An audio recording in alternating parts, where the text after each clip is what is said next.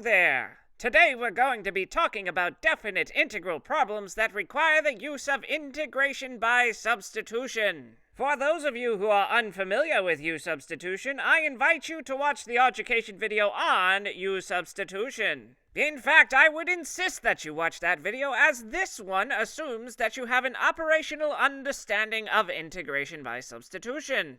So what's the difference between using U-Substitution with indefinite integrals and using it with definite integrals? Well, the truth is, not very much. The only real difference is that in addition to substituting out all of your x's, you'll also want to translate your limits of integration. To do this is very easy. All you need to do is take your a and your b values and plug those into your u expression. Whatever your answers are going to be your new a and b values respectively. So enough mincing our words, let's take a look at our first example. The first example asks us to integrate 2x times the sine of x squared over the interval from 0 to the square root of pi. Since there's no clear antiderivative of 2x times the sine of x squared, we'll want to use integration by substitution. We have an x squared inside a set of parentheses, so let's let u equal x squared. Remember, good candidates for u are those things that are found in parentheses, under radicals, and in the denominator. For the sake of translation, we need du as well. The derivative of x squared is 2x dx. For definite integrals, we also want to translate our limits of integration. We do this by taking our a and our b values and plugging them into the expression for u. In this case, we'll take 0 and the square root of pi and plug them into x squared. This means that our new a value is going to be 0 squared, also known as 0. We do the same thing for b, so we have the square root of pi squared. And remember, anytime you square a radical, you're left with the radicand pi. Next, we'll do a little bit of rearranging, and then we will substitute.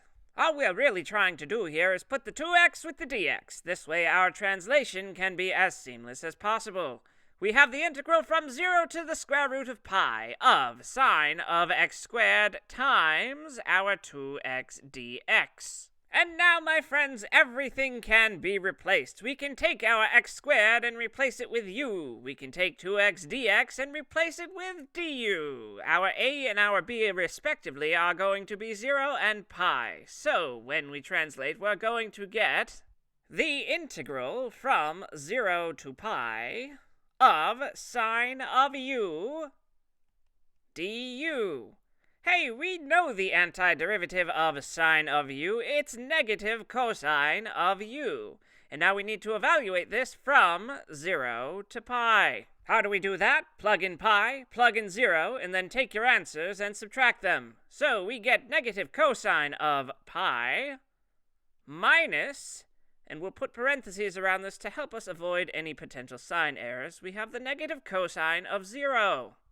Evaluating these will produce negative 1 cosine of pi is negative 1, minus negative 1 cosine of 0 is 1. And for all these negatives, we get quite a nice answer. The final answer here is 2.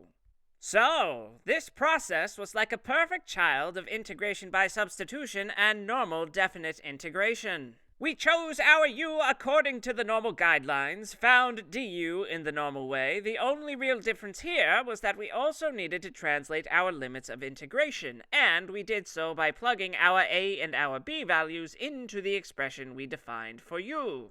Once we were able to, we translated from x's to u's in the integrand, and then we integrated like we normally do.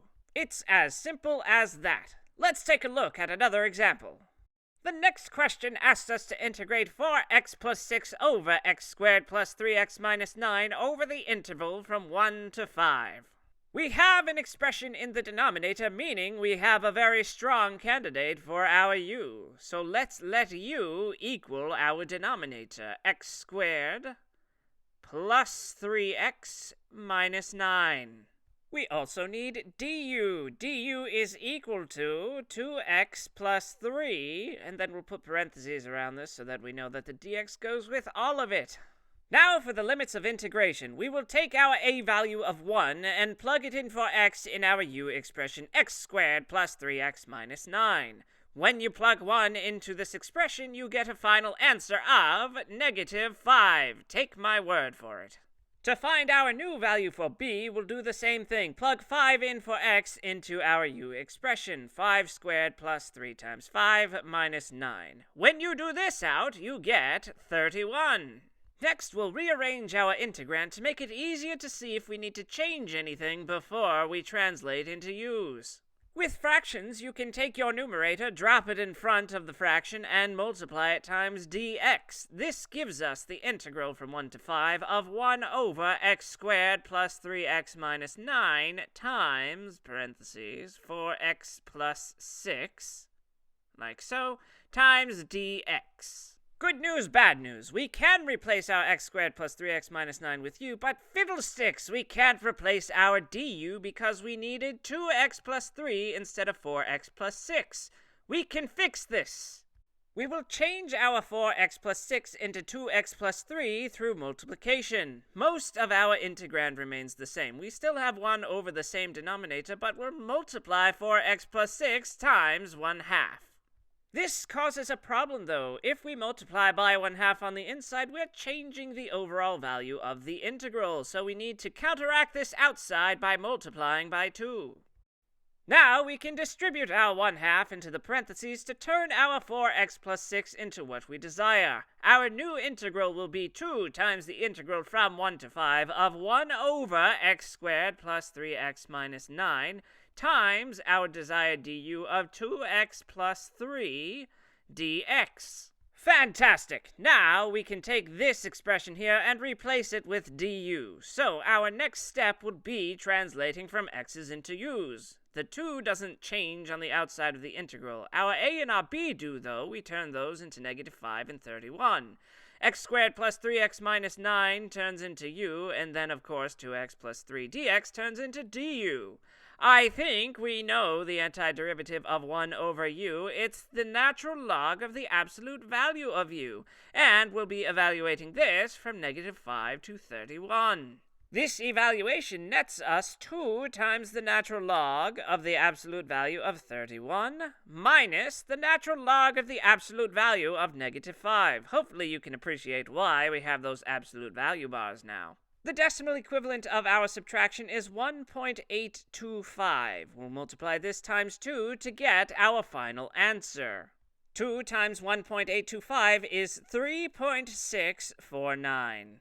Well, 1.825 times 2 doesn't exactly equal 3.649, but I saved my rounding for after I did all my calculations, and you would be wise to do the same. And that's it. Once again, this skill is a perfect combination of integration by substitution with definite integration using the first part of the fundamental theorem of calculus. Simply choose your u, find your du, plug your limits of integration into your u expression, translate from x's to u's, and then evaluate as you normally would using the first part of the fundamental theorem of calculus. Easier said than done? Not when you've had a lot of practice. So don't skimp. Get your tush into your textbook and practice, practice, practice. Thank you all for coming, and we'll see you next time!